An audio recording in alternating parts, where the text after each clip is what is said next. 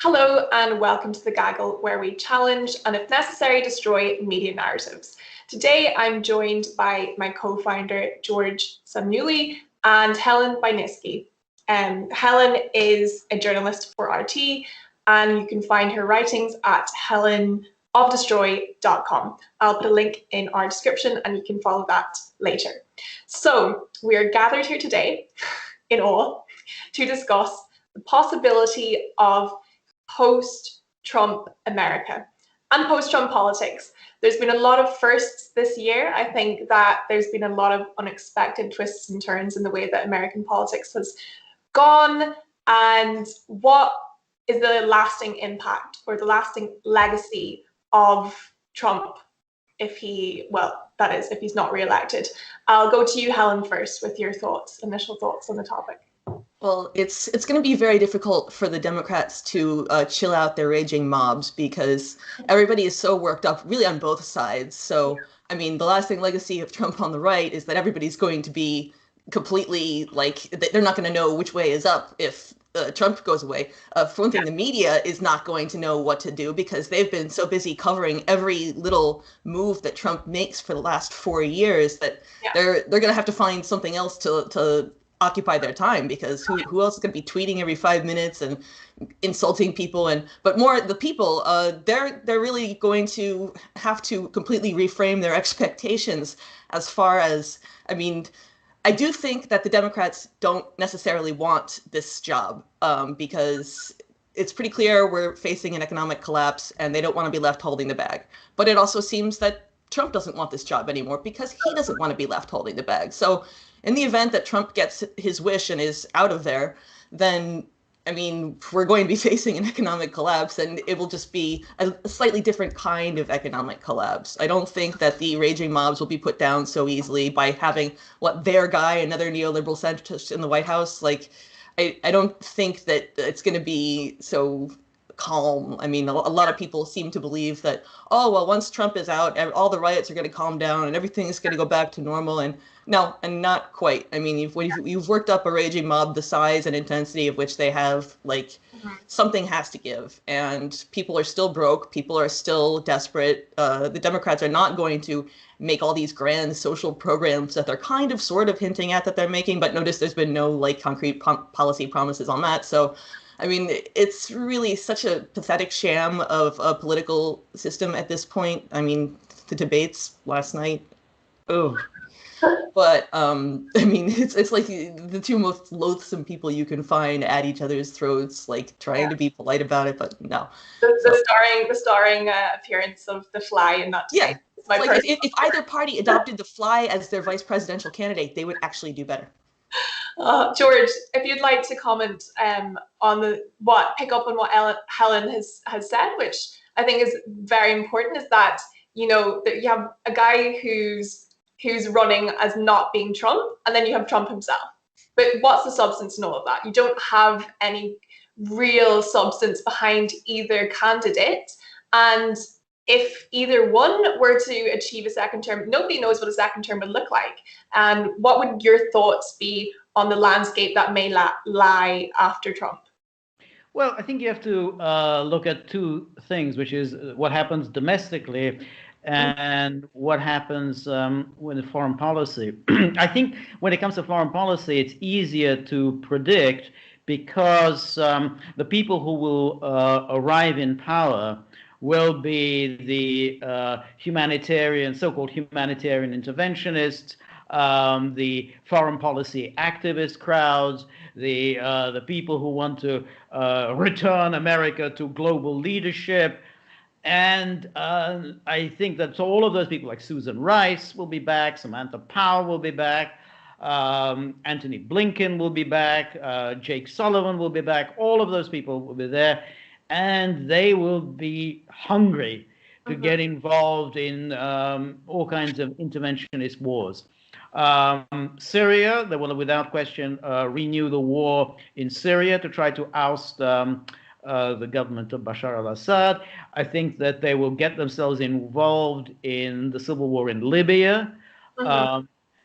Trump has actually quite adroitly avoided getting too involved in Libya. I think that Belarus, I think they're going to make trouble in Belarus. I think they'll will probably get involved in Nagorno-Karabakh. So these are all areas that Trump has actually quite adroitly avoided. And I think there's crisis now going on in Kyrgyzstan, and I can see Biden,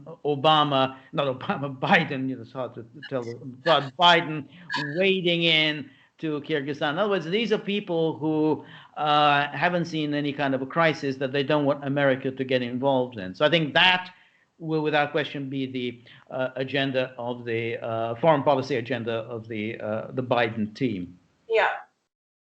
And in terms of domestic policy, then, you think? Well, in terms of domestic policy, I think I agree with Helen. I think that they are going to have difficulties keeping the raging mob under control.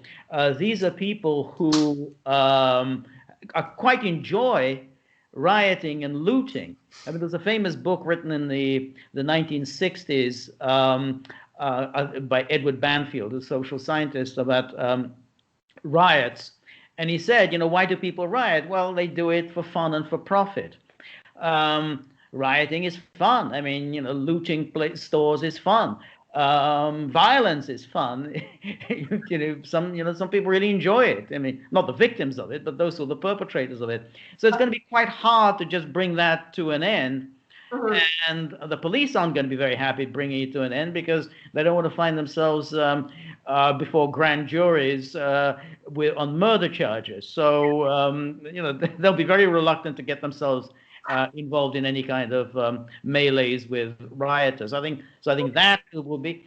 I think there'll also be some kind of a reckoning with the Trump supporters and Trump himself. Yeah. They're going to use the Justice Department, the federal Justice Department, but also all the state courts as well, to try to make life as miserable as possible for Trump, his family, his supporters. So I think that there's going to be a kind of a bloodbath, maybe waves a literal one and a metaphorical one. Well, if you look at historically if we take the past century and you look at the legacy of single-term presidents, in the last century, there's only been 3 that I could find, which is, correct me if I'm wrong, Herbert Hoover, Jimmy Carter, and George H.W. Bush. So over the span of 100 years, you only have 3 presidents who've not been re-elected. So it's quite an anomaly within itself. And if you look at the circumstances within their whole debate systems and their whole ousting, you have, if you take away third-party challenges, you're just left with Hoover and Carter as 2 solid examples. And if you look at the circumstances surrounding their failures, then you see that both failed to handle significant national disasters.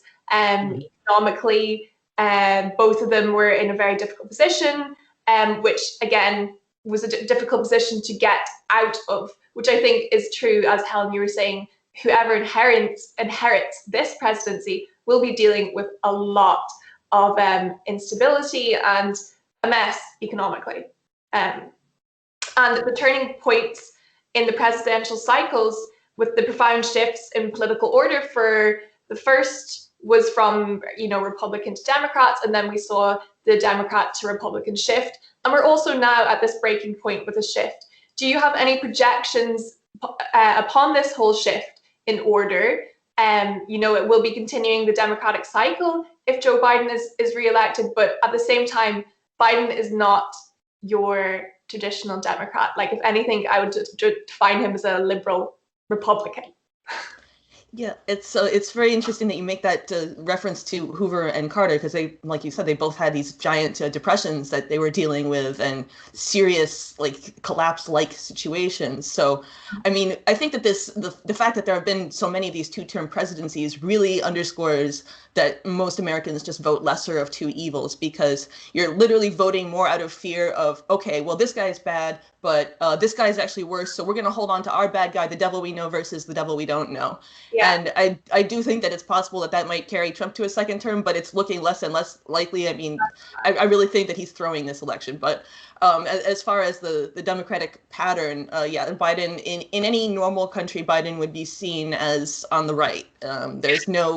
Unfortunately, Clinton started this whole process of just pushing the Democrats to the right, and now we really don't have a left-wing party. I mean, if you look at the party leaders like Nancy Pelosi, and I mean, even Kamala Harris, she's sort of tried to reinvent herself as this, oh, when I was Attorney General, I was a reformer. And it's like, no, actually you weren't. You literally suppressed evidence to keep people in jail and tried to block a court order that ordered you to relieve overcrowding in California jails, to release prisoners because you needed them to fight fires, because you wanted to save the state some money. So that's not a reformer. And there's this idea that Kamala Harris is this, oh, she's such a far left, whatever Trump has been calling her, it's just so out of left field, literally.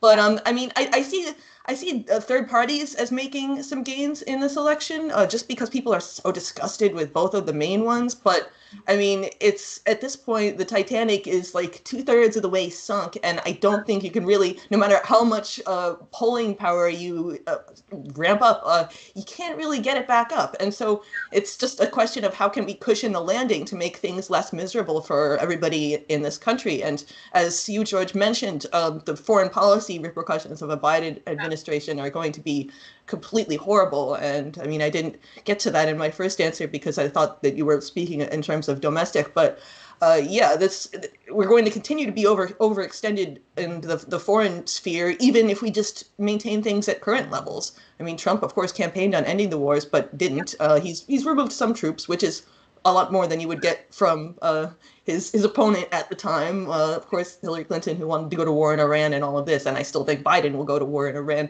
Although, given that we really can't afford any of this, I don't know how he plans to pay for that. But basically, the dollar is going to collapse, and that's going to seriously shake up the financial system. So, I mean, again, no matter who's at the helm, it's pretty much a question of not if, but when this system is going to collapse.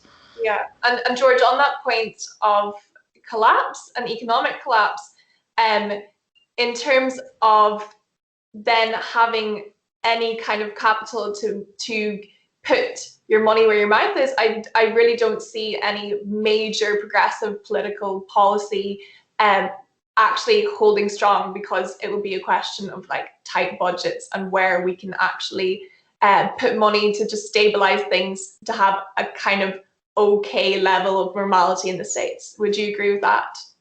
Yeah, I don't think that they want to do anything to harm their Wall Street friends. I mean, the Wall Street is raising far more money for Biden than it is for Trump. I mean, so the Democrats are far outpacing the Republicans when it comes to Wall Street, as happened in 2016. There's a reason for that. Wall Street obviously isn't going to throw money away for somebody who's going to come after them. They obviously don't think a Biden administration will come after them.